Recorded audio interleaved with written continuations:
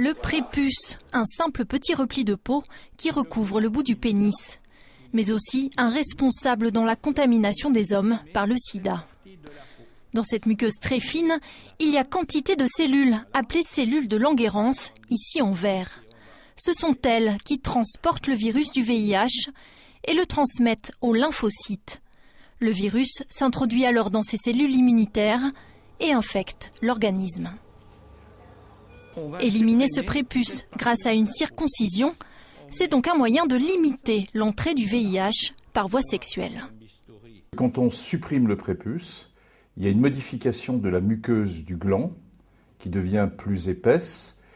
Donc cette zone, elle est plus épaisse et elle est modifiée.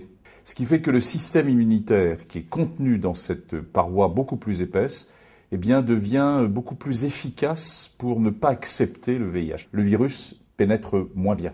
Des chercheurs français ont mené une grande campagne de circoncision gratuite dans un bidonville d'Afrique du Sud. Le bénéfice s'avère flagrant. Le risque d'infection par le VIH a été réduit de 60% sur les jeunes hommes.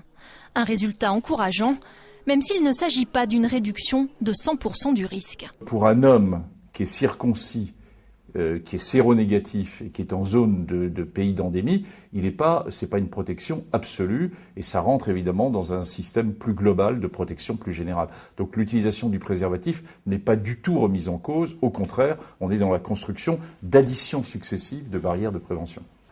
Depuis 2008, la circoncision fait partie des recommandations de l'Organisation mondiale de la santé dans la lutte contre le sida.